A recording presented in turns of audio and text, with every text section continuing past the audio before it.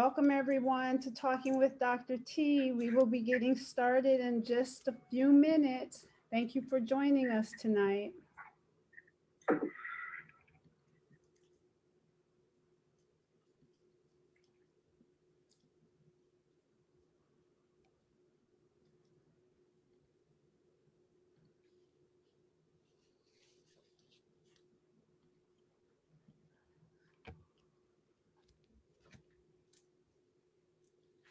Dr. Love, you should be able to share to your page from my page Okay.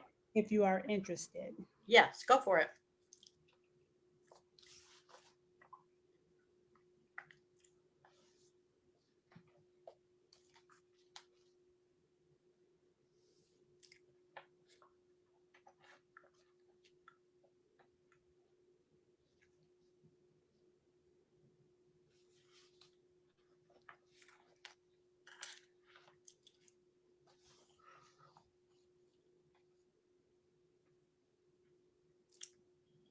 Welcome everyone to Talking with Dr. T. We will begin in just a few minutes. Thank you for joining us tonight. We are really excited.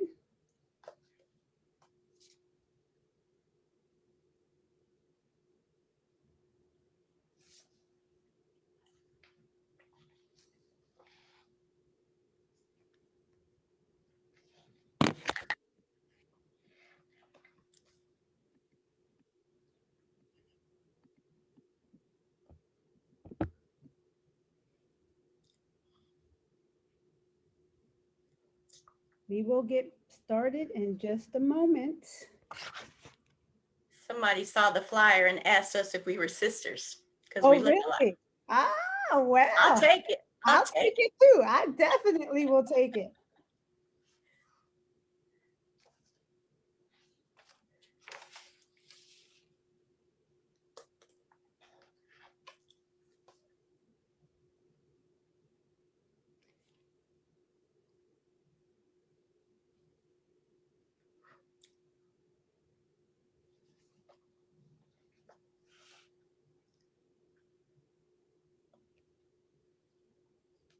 All right, we will begin in just a couple of minutes.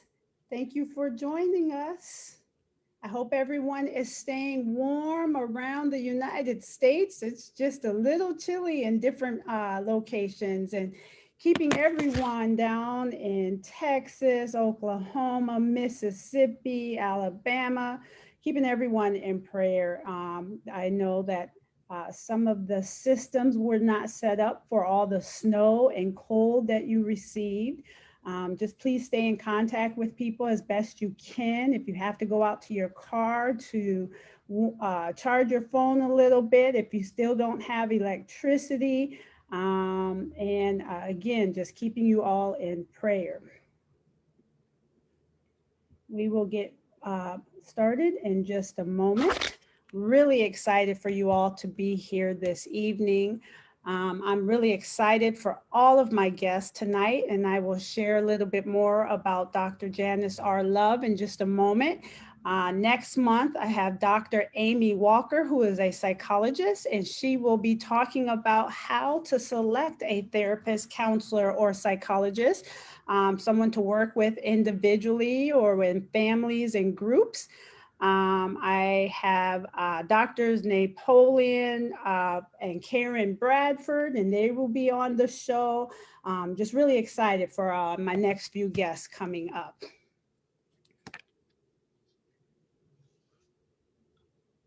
All right, we will get started. It's 8 o'clock, and the show is set to begin at 8 o'clock Eastern, 7 o'clock Central Standard Time. Welcome everyone to Talking with Dr. T. This is our second show for 2021, and I am really excited about my guest that we have tonight.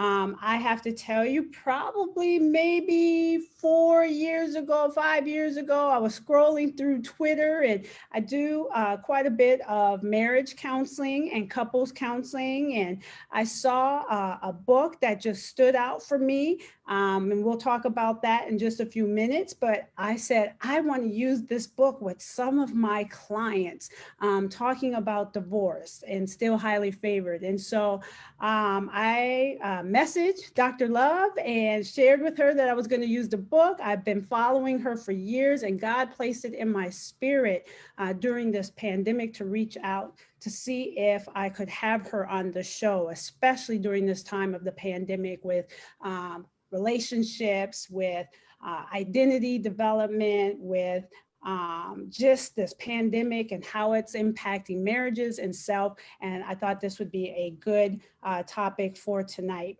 So let me introduce my guest tonight, Dr. Janice R. Love. She is a wife reinvention strategist, empowering women to move from Eve to Esther so that they can speak with conviction, be confident in who they are, and stand in their own power. As the CEO of Pearls Perfected, a Christian counselor, a coach, a teacher, and founder of Pearls Perfected Institute, she equips women for more fulfilling lives and being unapologetic about who God called them to be. As the best-selling author of 3 books, Janice is uniquely positioned to speak about her own purpose, identifying events which led her to help women create a roadmap through challenges the church is not often equipped to handle, such as divorce and blended families. As a graduate of Virginia State University, University of Oklahoma, and Andersonville Theological Seminary, and a member of Alpha Kappa Alpha sorority, Janice has a unique approach to sharing sound biblical counsel and truths, and seeks at all times to bless, inspire, and uplift. Whether she is encouraging women to establish their own identity, emerge from the shadow, find their own voice, walk beside their husband, or to stand on their own platform.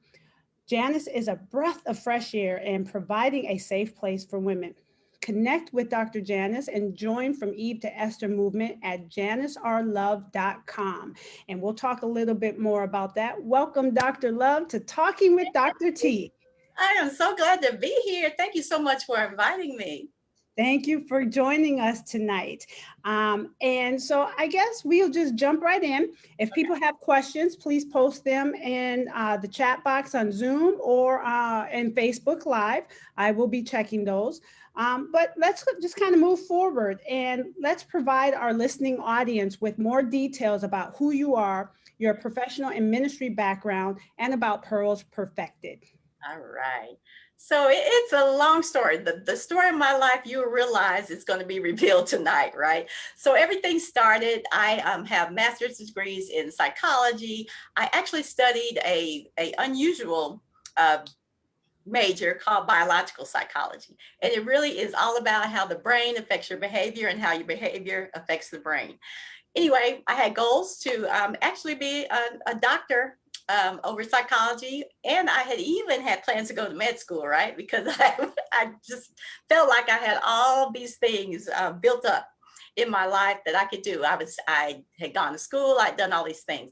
And then I married a minister, and my life and my role changed. So imagine being in your life and you have gone to school, you've made out plans, you've charted out plans for your future, and you are on your way, and then you marry someone whose role actually puts you in a strange position. Consider like Michelle Obama. She's accomplished in her own right, right? And then she marries Barack, and then he sets out on a course, and his identity gets so big that she easily got lost in the shadows. So that's kind of what happened to her. And as we talk about some of these other things that I've experienced, I eventually began just to work with women with some of the things that I had experienced in my own life. That's good. That's good. And we'll get more into some of this as well. Let's help our listening audience understand, what is a wife reinvention strategist? What is a wife VIP? So tell us a little bit about those two. Okay, a wife reinvention strategist helps a woman who is most likely married to status or married to influence, who often, again, who is hidden behind her husband's shadow. She typically is a strong, independent woman, but once she gets into a role because of who her husband is, it often leaves her again in the shadow, or she doesn't have her own identity, or that identity starts to shrink. There's a phenomenon that I call first lady syndrome. And I have studied women who have been married to men who are influencers, whether it's Melinda Gates, whether it's Michelle Obama, whether it's Hillary Clinton. I have studied these women, and there are certain things that they deal with only because of the role that they are in, married to who they're married to. And so, as I experienced my own things, experiencing divorce, being a pastor's wife, and becoming a stepmom, I realized that I literally had to reinvent myself because of that new role I was playing so that I wouldn't lose myself. I still wanted to have my own voice. I still wanted to be able to express my own identity.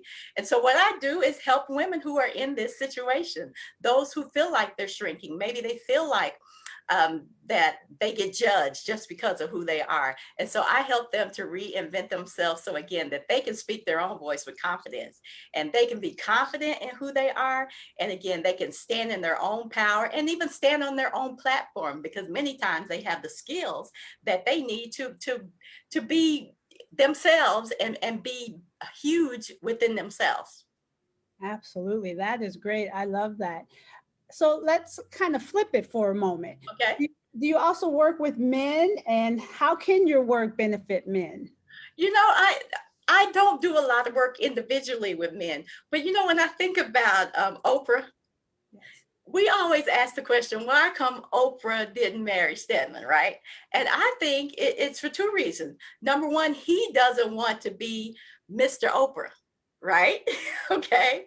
And even when we look at what's going on with Kamala and being married to a man who stands in his own right, I think that men have challenges with that. That's why I'm so excited to see Kamala's husband just supporting her and letting her do her thing and letting her stand on her own platform.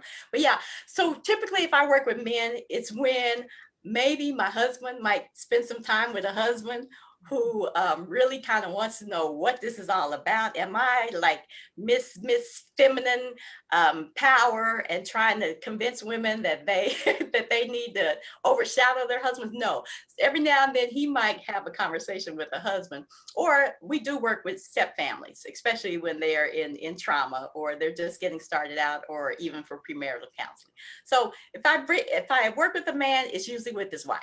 Yes. All right. That sounds good. So you're working with them indirectly, Yeah. but direct work is with the wife. Yeah, because think about it.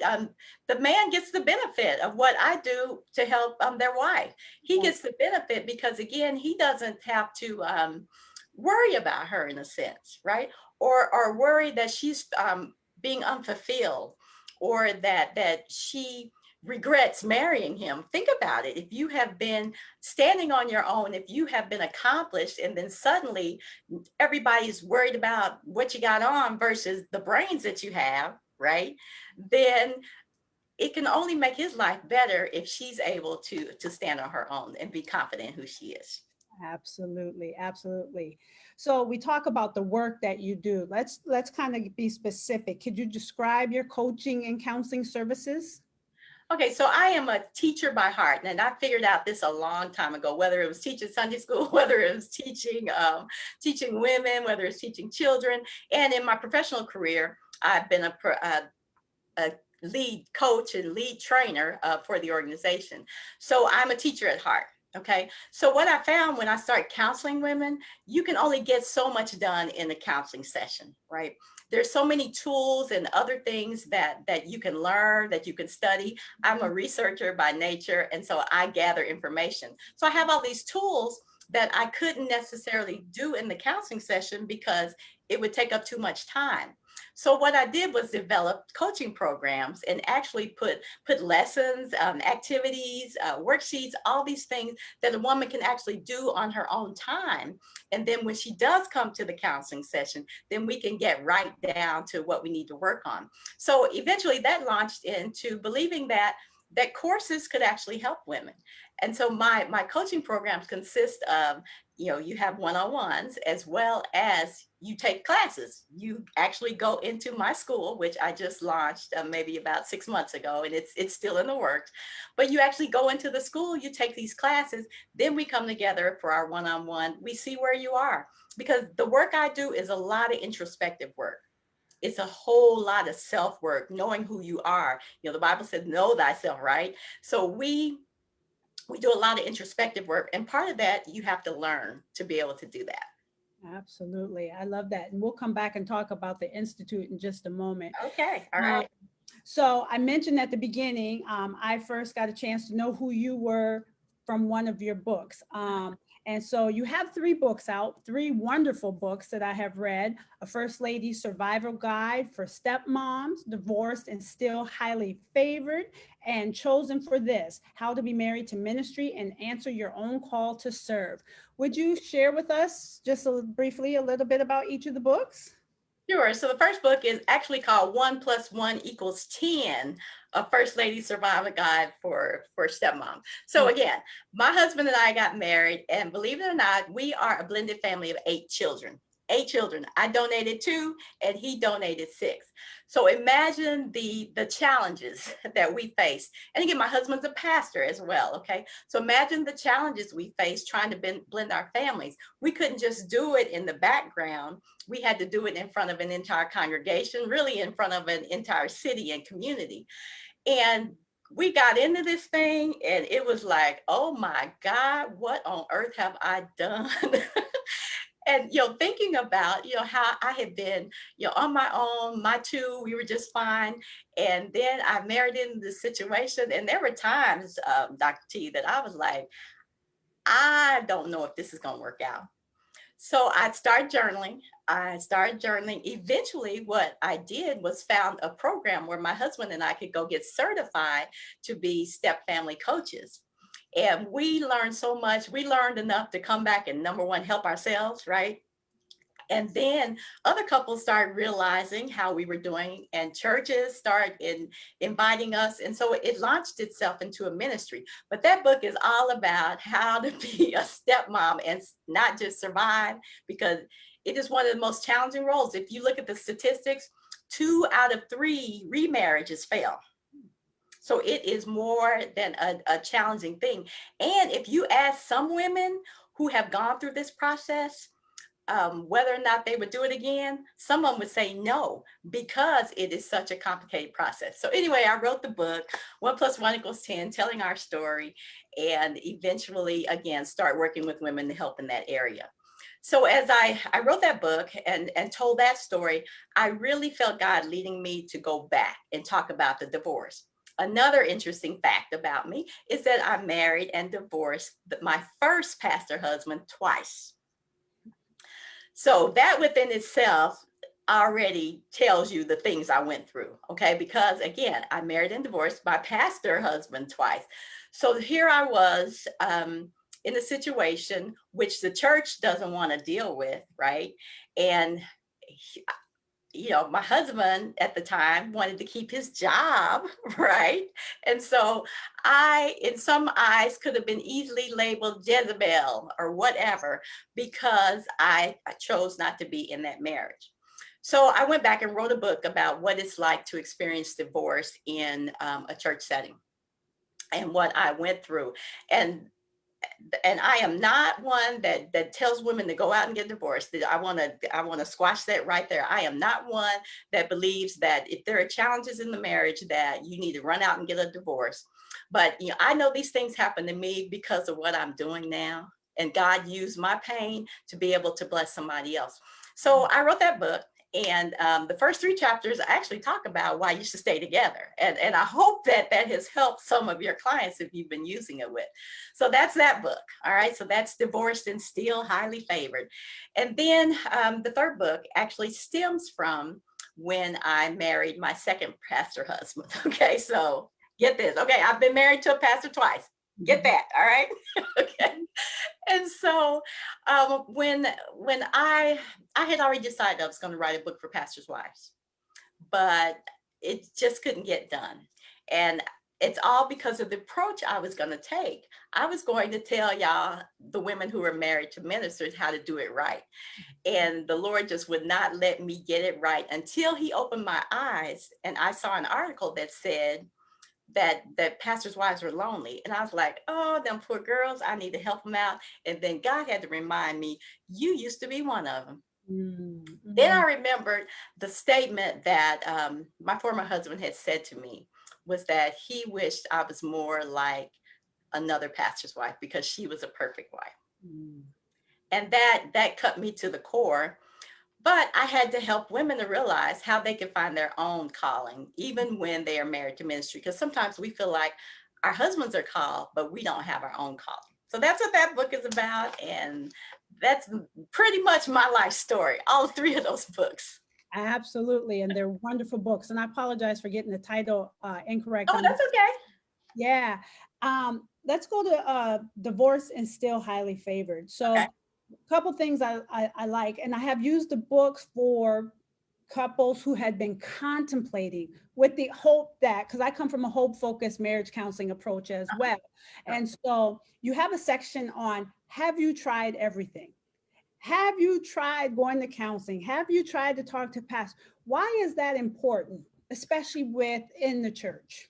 Well, because from a personal standpoint, I don't want anybody to go through that. Having gone through it twice, I know the pain. I know the challenges it can be for your children.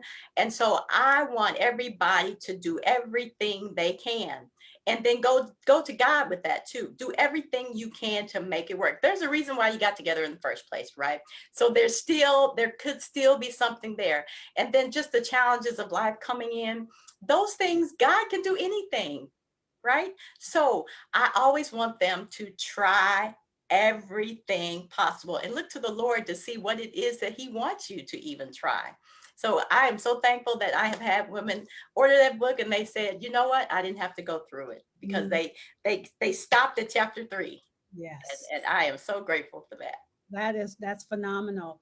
And I'm going to still stay in that first section.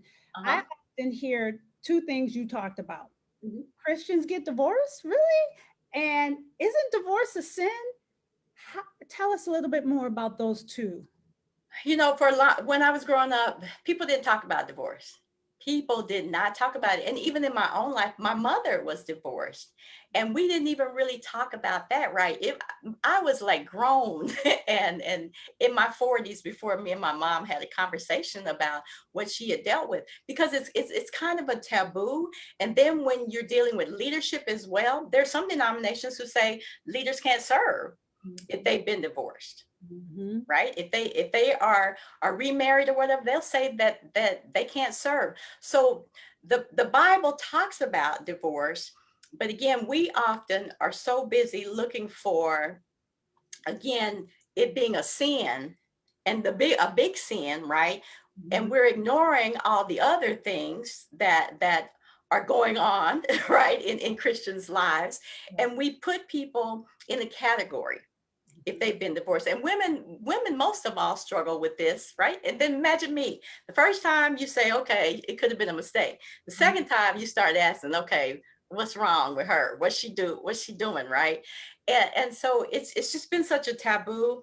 And just the fact that so many women are sitting on the church bench Sunday after Sunday, afraid to step out on faith, afraid to even be involved in services because they have this taboo that they've been divorced. Absolutely. Absolutely. Thank you for explaining that. And so then that leads to the second part of the book, Still Highly Favored. What does it mean to be still highly favored even after a divorce? You know, God forgives. God is a loving God. He forgives. And just because you are divorced does not mean that God cannot use you. And that is the thing I drive home with women, because again, my own personal experience, when I first changed churches after my divorce, I felt like that parents were going to say, I don't want her working with my children. Or I was afraid to use the gifts because, again, I was hiding behind the stigma. And God wants to use us no matter what your situation is. We can't let that, there are so many other things that can happen to us in our lives, right? We can't use that to keep people from using the gifts that God has given them. So God's not mad at you because you got divorced. I mean, think of all the other sins that we have. He's not mad at you. He can still use you. And that's all I wanted to say, was that you can still be highly favored because God loves you. Absolutely, absolutely. So, talking with Dr. T is where we have conversations on bridging the gap between faith and mental health. And, we have pastors, we have pastors' wives, spiritual leaders, counselors, chaplains, many people from helping professions on that view the show live or go back and view the recording. How do we as faith communities talk about divorce? And what are the roles of pastors and spiritual leaders and other helping professionals? I think so many times churches take the hard line and pastors take the hard line, and it's for various reasons. Number one, because to be honest, divorce amongst leaders are very similar to divorce rates among non-leaders. Okay. And so a lot of times, because they are experiencing their own challenges in their marriages, they often can't come out and talk about these things because people will identify things, right? So my husband even talks about the fact that he didn't really see it until he went through it himself. And that makes him a better person and better able to work with members who are dealing with that type of thing because he went through it himself. But there are just so many things that the church doesn't often deal with just because they don't know what to do with it. Mhm. Right. Yep. And divorce is one of those things. Even blended families are one of those things, because you have children who are there every other week, right? And let's say you have a program, that a Sunday school program, that says that it's based on attendance. And so my kids are out every other week because they're at their dad's church, right? And so now it's not a reflection of what the 20th century family is, right? Right. So churches have got to do better, and part of that is part of training. Mhm. I think that if a pastor is going to do marital counseling, or even family counseling, couple counseling, they need to be trained in some area to be able to do that. And if not, they need to have an affiliation with either an organization or individuals that do that. And then there are things that they can do. There are courses that they can take. In fact, my husband actually has a school, in a sense, that he trains pastors and leaders on how to do Christian counseling so that they're a little bit more equipped. But I think for so long, because whatever expertise the pastor has or leaders that they've appointed, that's what the church focuses on. Yeah. Amen, amen, amen. And I think that is so important that pastors and counselors are only counseling and ministering in the scope of their training, because Yes, we don't yes. want to harm those that we are working with.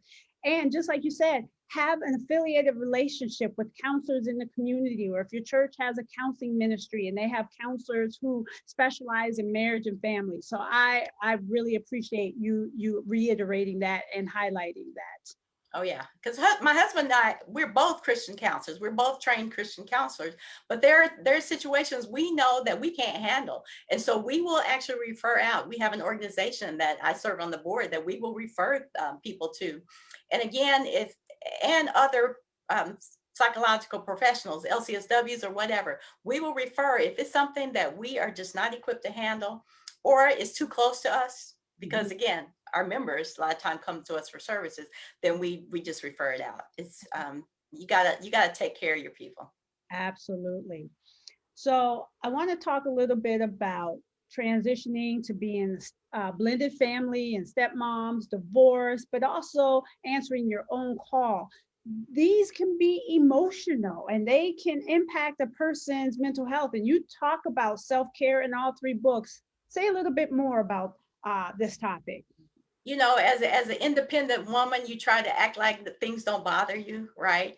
But the stigma of being divorced from a pastor was challenging, because again, his word stands, and I didn't feel a need to defend myself, because I knew that God would bless me any way it went. I just knew he would do that. And so I it was a tough time.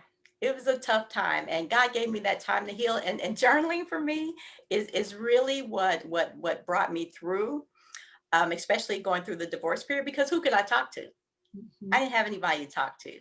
I could get an EAP person from work or whatever, but they really didn't understand the challenges that I dealt with going from being a pastor's wife to suddenly not being one.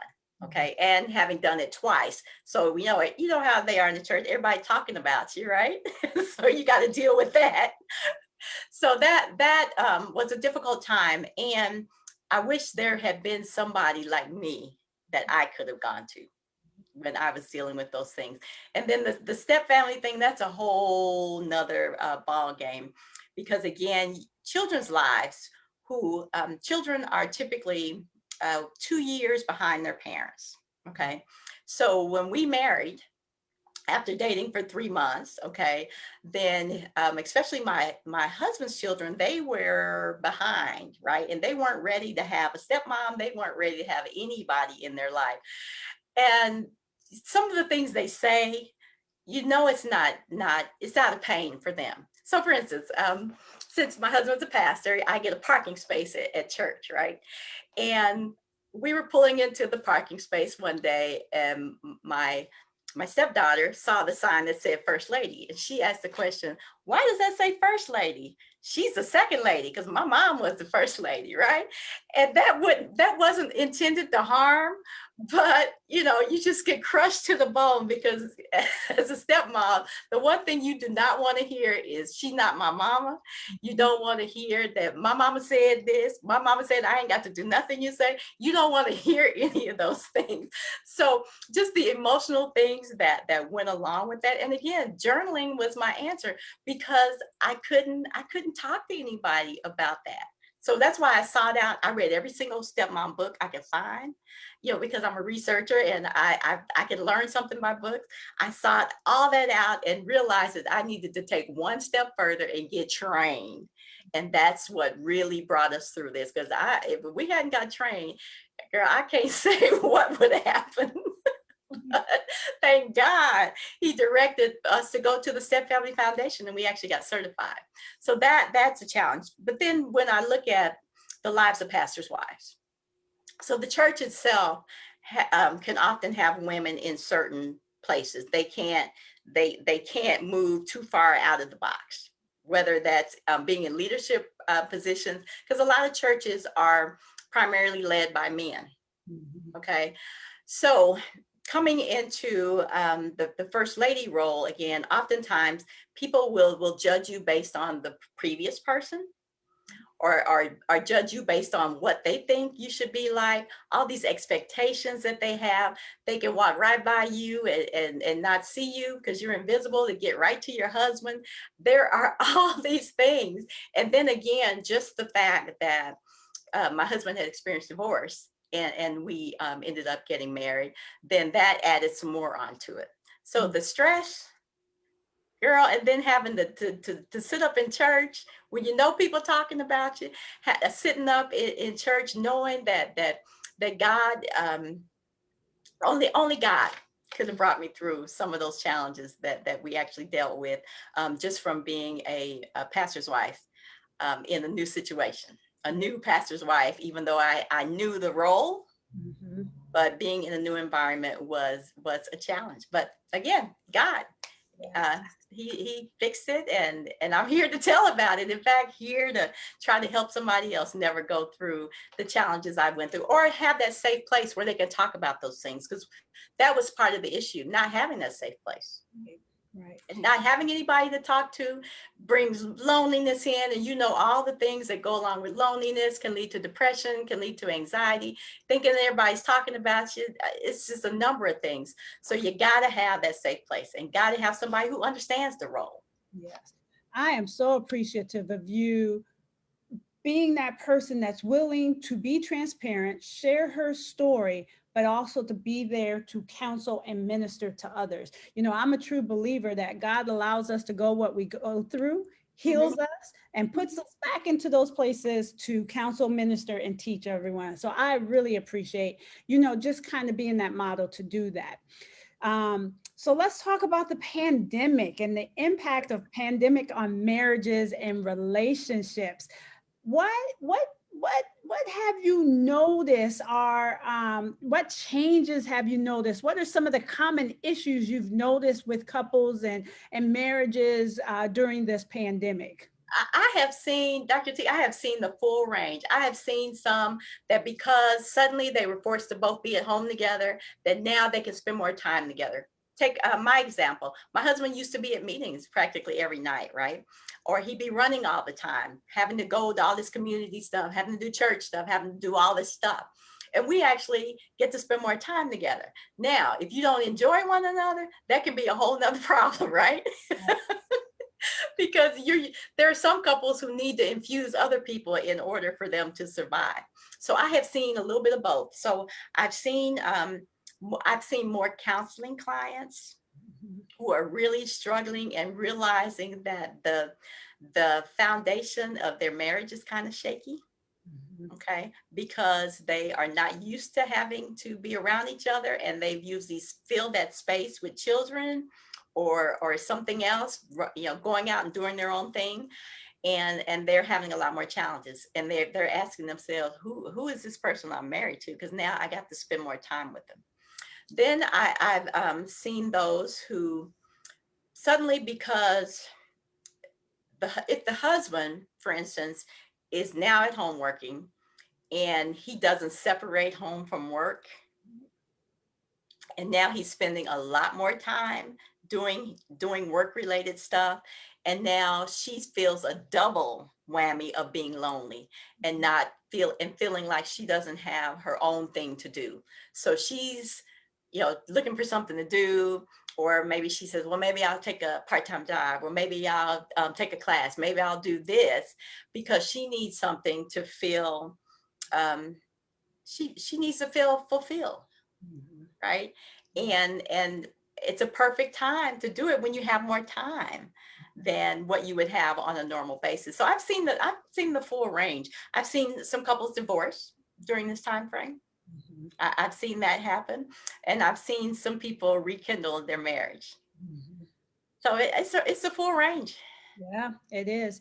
And, I wanted to see, if requests for services have increased during this time, because I know for me, I have a complete waiting list, but I have received probably in the last 6 months, double, maybe triple requests for couples and families. How about you? Yeah, same here. Even with our step family counseling, we've seen some couples who have maybe been dating or been living together for a long time and realize that the world is in chaos and they need to get married. And so they need counseling. Or they jumped out there and got married too soon, and now they're forced to be at home by themselves, and it's not what they thought it was going to be. Yeah, so I've seen an increase.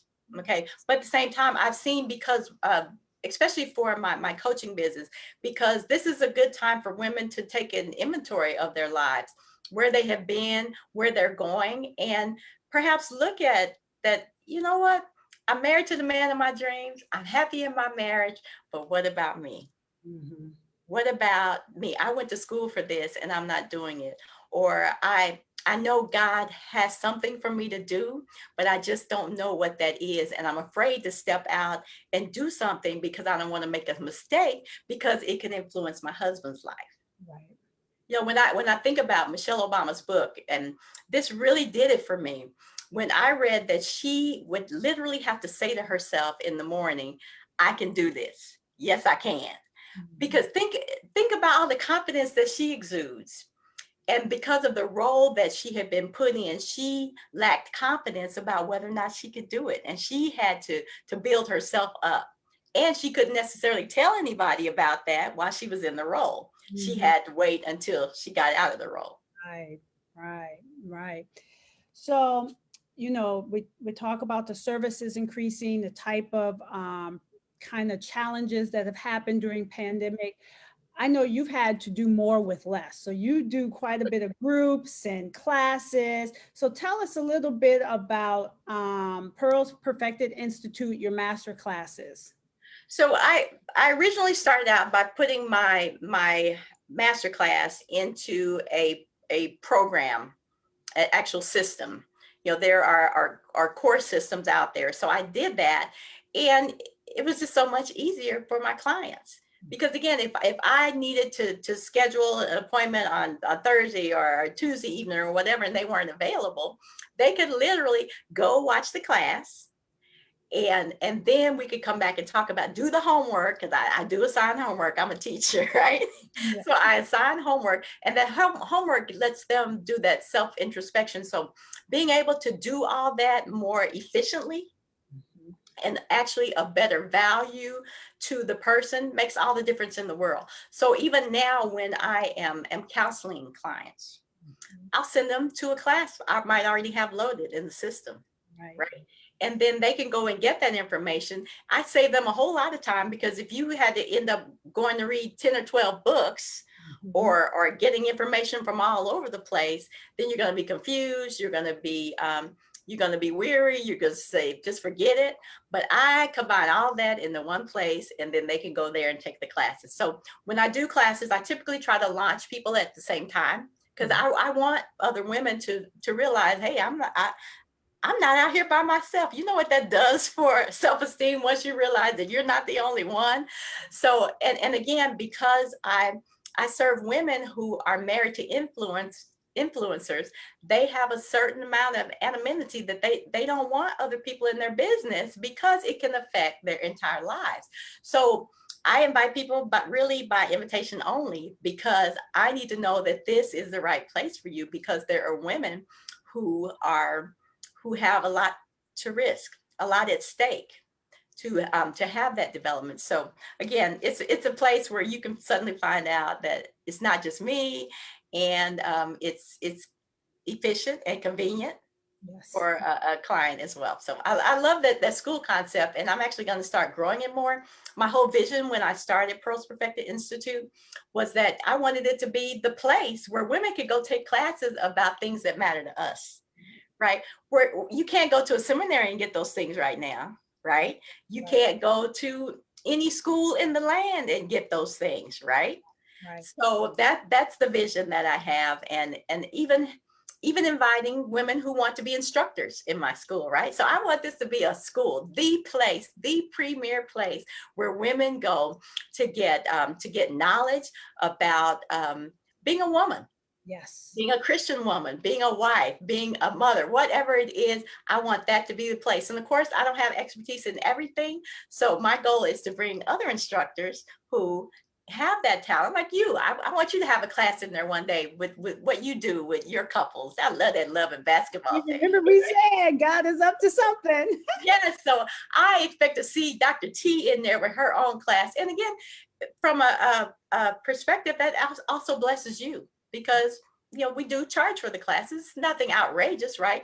It's the value that they get is nothing they can get anywhere else. Yes, I like that, and I'm going to keep your vision in prayer. I think it is phenomenal, because oftentimes when I am working with pastors' wives, first ladies, pastors themselves, just having the confidentiality and privacy is so important. And that, we both reiterate that a safe space to talk about it, and a safe space to be able to explore what is going on. So I am keeping your institute and your school in prayer, because I think it's definitely something that's needed. So, that goes back, we talk about that's something that's needed. How will congregants benefit from the marriage of pastoral ministry care, mental health, as it relates to relationships, marriage and family, and living a happy and fulfilled life? Oh, I think that there's so much. I mean, God wants us to be happy. He created us to have joy. He created us to have relationships. God wants that for us. And to actually have a place where you can start that journey to get there makes all the difference in the world. And it's going to help pastors. Pastors oftentimes feel like they have to solve all the problems, right? People come to them, and because of their desire to save the world, right, they often get situations that they're like, oh my gosh, Lord, you're going to have to fix this. And then, the famous line, just pray about it. I say there are times when prayer alone is not enough, and we got to take it to that next level. And so, as pastors, leaders, we have to understand that we can't solve all the problems in the church setting. We don't always have the opportunity. We got to focus on salvation. We got to focus on those things, but we can't solve all those other things that the Christians are dealing with. Right. Go in any church right now, I guarantee you, you can find half of the families are blended families. Mm-hmm. Walk in the church, you're gonna find a whole range of people who have been divorced, mm-hmm. right? Walk into a church and you can find a woman who is married to a leader who is lonely, who feels like she's being judged, who feels like she doesn't have a safe place.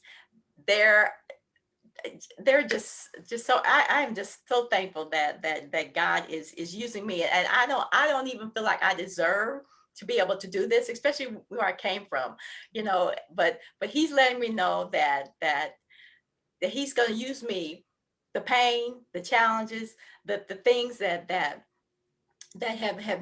changed my life. He's going to use those to bless somebody else and to make a difference in their lives. And when I see a woman released from that, what I call that shadow, mm-hmm. that just does it for me. It does it for me. Absolutely. And I think I really like that, release from that shadow. And we need to continue to have these conversations in the churches. But I also like what you said is that you can't do everything. You can't be the be all, the end all to every problem that comes your way. So I'm just wondering, does that present ethical issues when a pastor is trying to be the be all, the end all as it relates to counseling and as it relates to marriages and family and living a happy, fulfilled life? Yeah, I just think, again, out of their desire that they feel like they should have all the answers, that oftentimes they do the best they can, right, with what they have. But they have to establish these connections. Mm-hmm. Find a counseling center that or a Christian counselor that you can actually work with, that you can refer people, that you can actually invest in.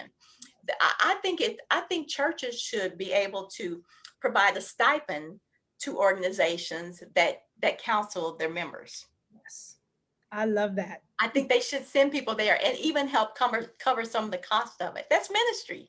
Yes. That is ministry. So again, just realizing you can't do it all and be okay with that. But I realize there are lots of things I can't do well, right?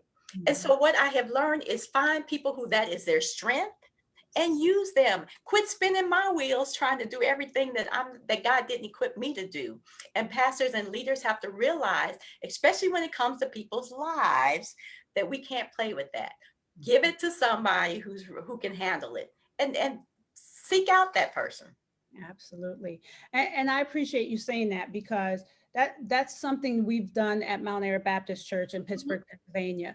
Our pastor, Dr. William H. Curtis, he wanted to have a counseling center right on a campus, and it was separate and above and beyond what the pastors and the associate ministers did as it relates to counseling. And we have counselors that have specialties in different areas. Oh. And the goal is, you know what, we want to help people. We don't want to make it difficult. And so, sliding fee scale, using it as a training center for interns and practicum students to be able to do more with less. And so, I'm all about helping churches to develop counseling centers. And, I think that is something, and I have found that during this pandemic, there has been more of an increase in churches talking about mental health and breaking down those stigmas and bridging the gap between faith and mental health. So I'm a believer, out of crisis, there can become blessings and there can become growth. And I am just grateful to hear more churches talking about this and trying to collaborate with professionals. Definitely. My husband and I went to a seminar years ago through the Cancer Treatment Centers of America. And we actually learned about the challenges and stuff that churches deal with trying to support cancer patients, right?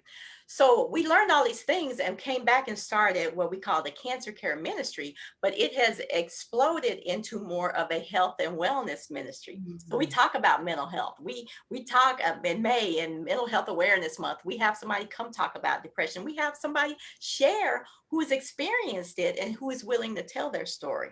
So we try to stay on top of that because, again, most things we know, physical problems typically start with mental health issues. Absolutely. Yeah, And we know mind, body, spirit is all connected, right? totally, Yeah. totally, Yes. totally. So I think throughout the show so far, you've given different tips and suggestions. Are there any other tips and suggestions that you have for churches, pastors, faith-based organization, and other helping professionals? I would just say collaboration is the key. Recognize what your strengths are, use those to help people, right? And where you don't have expertise, collaborate with somebody to make sure that you can do that. And again, don't try to cover up the stuff that's going on in the church. Deal with it. Right. Deal with it. Talk about it openly. Preach about it, right? Have opportunities to talk about it. Cover things in Bible study. Like right now, I am doing a study of women in the Bible from Eve to Esther, right? And there are so many stories that are so valuable to the family. When we teach step families, we talk about Abraham. We talk about Jesus being in basically a step family, right? We talk about these things because there's nothing to hide because it's happened even in the Bible. So use that Bible and get persons who can bring that down to the church's level, can bring it down to the members level, that can actually help people. Let's do real ministry. I like that. I haven't seen anyone have any questions. So if No people have question? questions, because we have about 10 minutes left, but I'm just curious, what are kind of typical average questions you get from people about blended families? Um, so some of the questions are about finances. Should they combine their finances? Should they about visitation? There's a whole lot of stuff around visitation about how to handle that. I also get questions about how long somebody should wait before they actually start dating after they've been divorced, or how long they should wait to get married. Should they introduce their children to their fiance? Should they have a conversation with the ex? The ex stuff is a whole book in itself, right? How do you deal with the ex? How do you have those conversations? How do you co-parent? I get a lot of questions about how do you co-parent. And that's something we really focus on because there are no such thing as ex-parents. So the ex-husband is not an ex-parent. And so we have to build those relationships. I get so jealous of my ex-husband because we had already figured out this step family thing before he got married, and we made it so easy for them, right? So there's lots of things that you can do to make life easier. And so we're all, we do things together.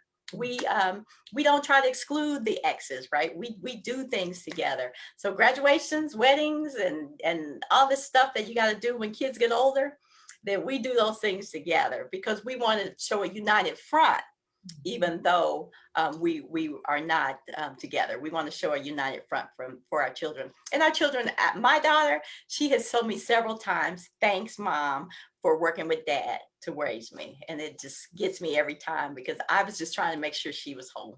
Yeah, that's wonderful.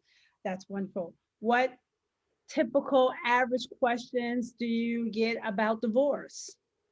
Um, Is it a sin? Right? Does it have to be what people call a biblical divorce, meaning that one has cheated on the other, or there's some sexual stuff going on, or can mental abuse be a reason why a woman gets divorced? Um, uh, why would you want to do it twice? That's what they ask me. But yeah, why would you go back into a situation? But you know what? That was just my situation, because that's what God already knew that was going to happen. You know, God has our lives planned. And so it all worked out for me to be able to bless somebody else. Because now I've seen both sides. Yeah. I've seen what it's like to be in a challenging marriage and to be struggling. And then I've seen what it's like to be in a fulfilling marriage. I love that man that I'm married to. And we are just trying to help other people. Yeah, I love that. And you talk about being in this fulfilling marriage. And how would you define a fulfilling marriage? It's one where each person can be themselves, and the synergy between the two of them help them to be greater than they could have ever been by themselves. So that's what I see as a fulfilling marriage, one that supports one another, supports one another's dreams, have fun together. That is huge for me. And really can just walk into the sunset together, girl. That's what I'm talking about. I love it. I love it. And then finally, any average or typical questions about being called to being married to ministry and being called, answering your own call? Well, the thing is, everybody has a purpose.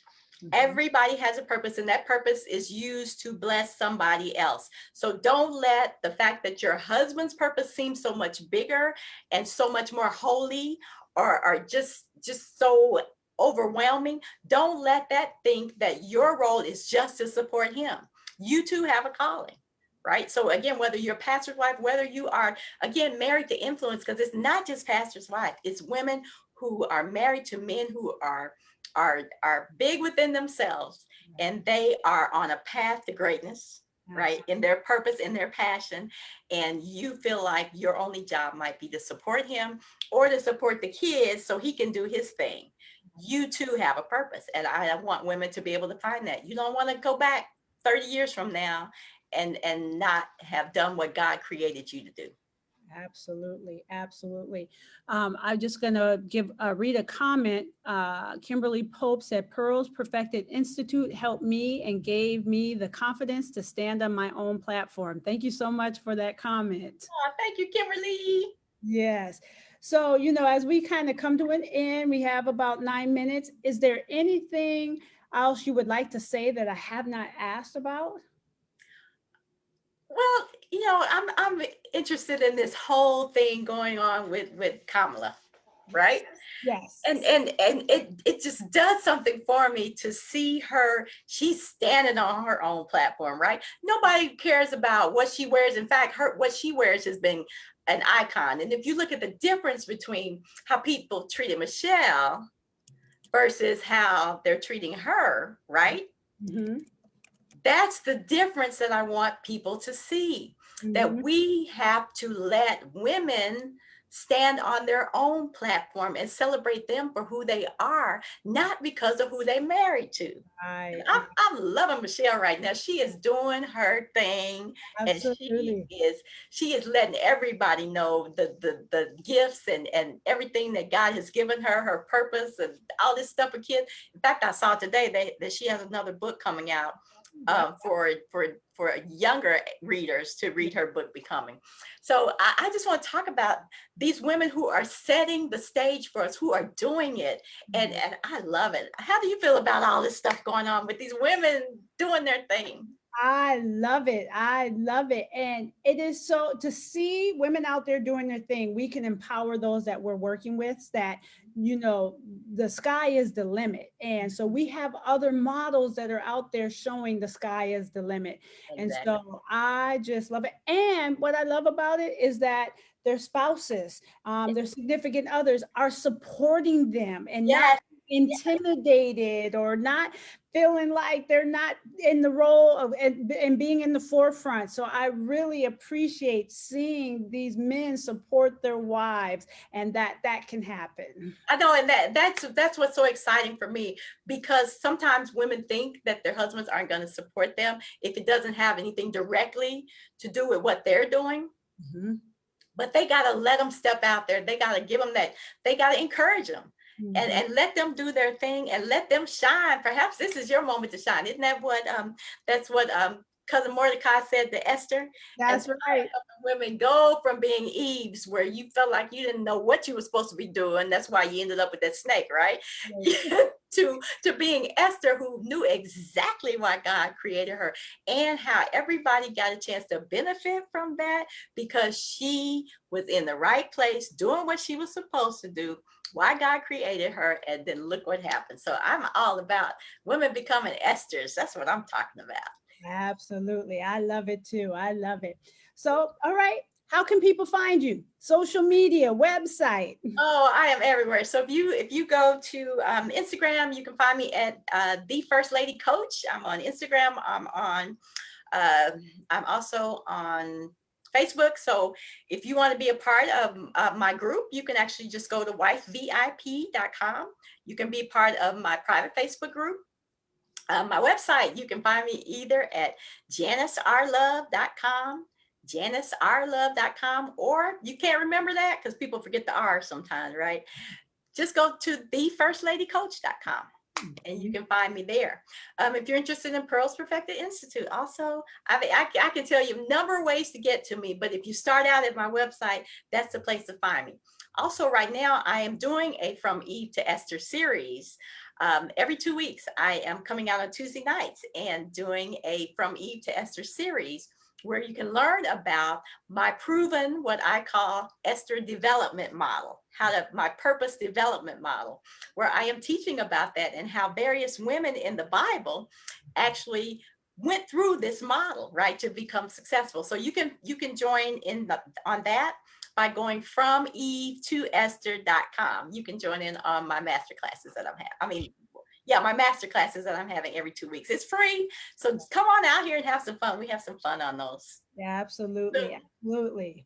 Yeah. Go ahead. I'm sorry, Dr. Love. Yeah, so it's available on Zoom. So again, if you just register at From Eve to Esther, that way you can learn a little bit more about me. You can really hear some of my stories, girl, because I got some stories. But I would invite them to start there. Join me next Tuesday when I have a From Eve to Esther.com. Absolutely. And then on your website, there's information about your books. And so Yes.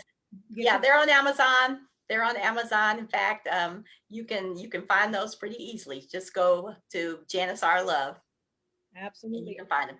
electronic. So if you want to download it on your Kindle or electronic device, they are available as well. Yeah. Well, this has just been a wonderful conversation. And I'm just so excited because I know I said to you, God is up to something bringing you and I together. So I'm looking forward to our work together in the ministry as Mhm. we continue to move forward. So thank you so much for being on the Thank you. Thank you. My goal is to help every woman to become a wife, a married woman, or even if you have not been, or you divorced or whatever. My deal is to become a wife VIP, which means you have your own voice, you have your own identity, and you stand on your own platform. I love it. Voice, identity, and your own platform. That's right. That's right. Thank you very much. Next month, March 16th, we'll be back again with Dr. Amy Walker. I'm so excited to have her here, and she's going to really be talking about what is this thing called counseling and how do we dispel stigmas and myths and what criteria do we use to find a counselor or therapist to work with. So I'm really excited to have her on the show, and I hope you will join us. Thank you for those that joined us live, and thank you to those of you that will be watching the recording on Facebook. Please check out Dr. Love's social media sites and her website. And if you have any questions, feel free to reach out to her through her website or her social media sites. So thank you everyone for joining us tonight. God bless. Continued prayers for everyone. And please take care, maintain social distancing. We're still not out of this pandemic. And so we will soon be out of it, soon, very soon. Thank you, everyone. Thanks.